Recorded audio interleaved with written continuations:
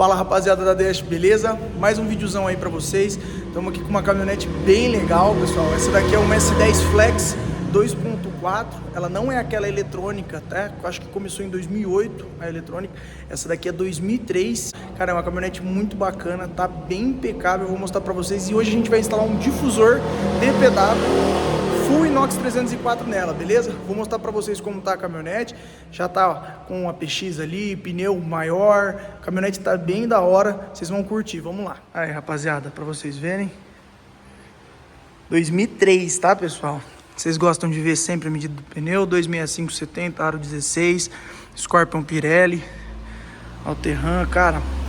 Tá muito bonita essa caminhonete, pessoal. Muito bonita.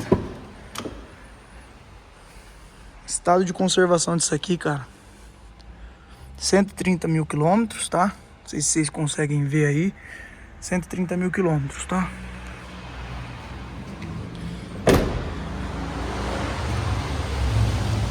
Ela já tá aberta aqui. Tem a barra de LED aqui, o dono colocou, tá? E ela já tá, o dono já falou que o catalisador dela já tá alocado, tá? Então tá com o famoso Cat Delete aí pra vocês que gostam de nomes, né, mais inglês aí, americano.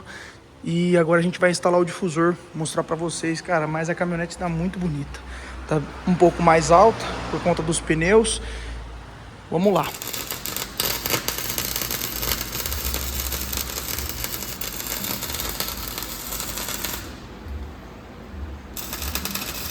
Aí, rapaziada, difusor já instalado, DPW Full Inox, difusor no aplicativo, aberto, fechado e também no controle remoto, ó, para vocês verem. Difusor aberto, difusor fechado, beleza? Vamos lá funcionar a bicha aí.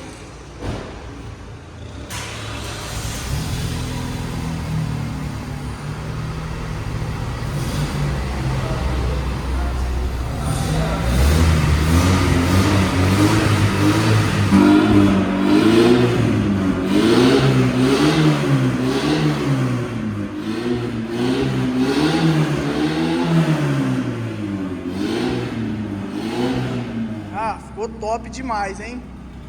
E ó, fechou, difusor fechado, pode acelerar. Silenciosa, ó, pessoal.